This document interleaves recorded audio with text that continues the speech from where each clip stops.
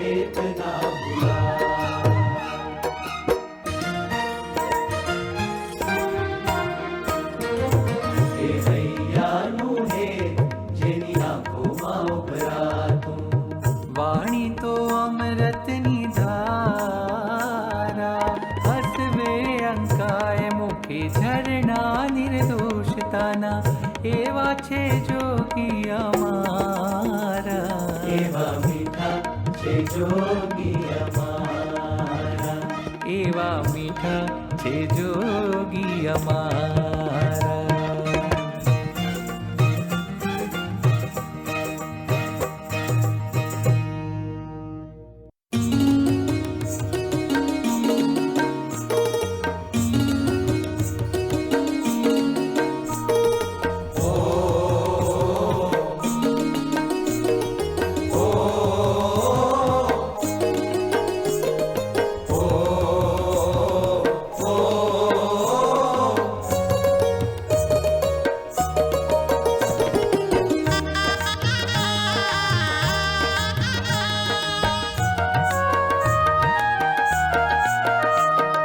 સ્વામીની સેનામાં આવજો રે, તમે આવજો રે, ના યોગીજી શુરા સરદાર. સ્વામીની સેનામાં આવજો રે, તમે આવજો રે, એના યોગીજી શુરા સરદાર. ભરતીમાં નામ નોંધાવજો રે, તમે આવજો રે, ના યોગીજી શુરા સરદાર.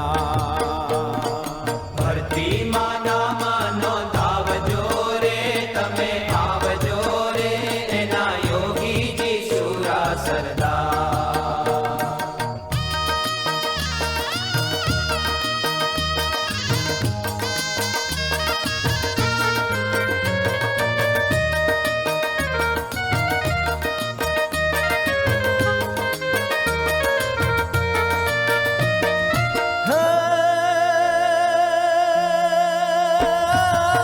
ધારી ધીરજની ઢાલ વાલે ત્યાગ તણી તલવાર. ધારી ધીરજની ઢાલ વાલે ત્યાગ તણી તલવાર. કાળને માયા થર થર કંપે ભક્તિ ભાલાથી અપાર. કાળને માયા થર થર કંપે ભક્તિ ભાલાથી અપાર. સ્વામીની સેનામાં આવજો રે, તમે આવજો રે, એના યોગીજી શુરા સરદાર. સ્વામીની સેનામાં આવજો રે, તમે આવજો રે, ના યોગીજી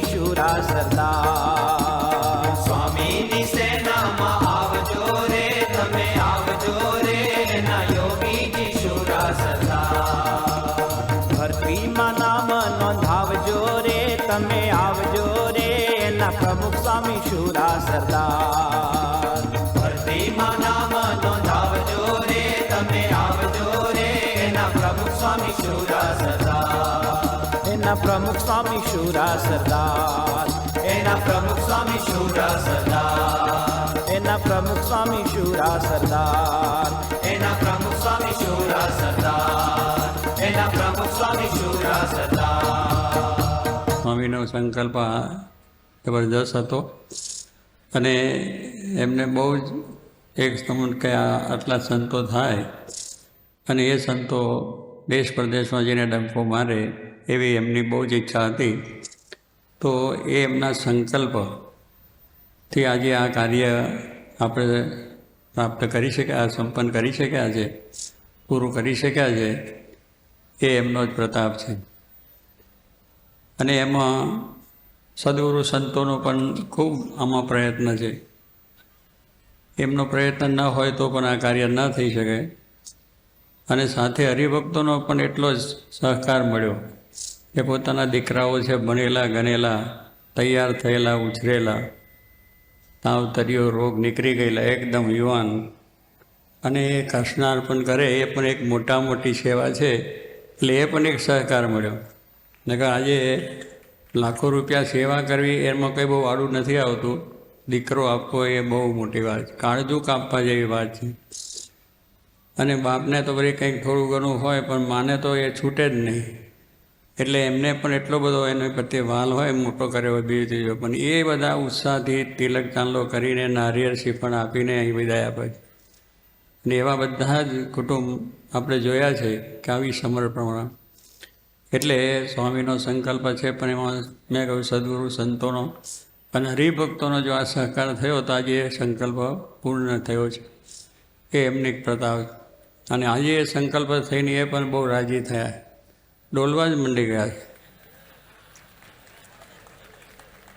એટલે એમની સ્ટાઇલ હતી એ જ પ્રમાણે કે કંઈ એવું થાય ત્યારે પોતે ડોલવા માંડે અને આશીર્વાદ આમ કર્યા માંડે.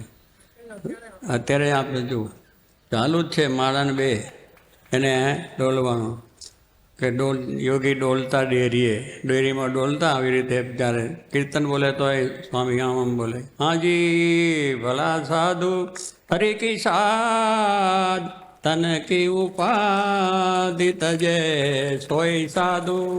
આ એમનું સ્પેશિયલ કીર્તન હતું, પોતાનું જ હતું ને પોતે કહેતા મારા અંગનું છે. બધા જે એમાં ગુણ લખ્યા છે એ સ્વામીજીમાં હતા.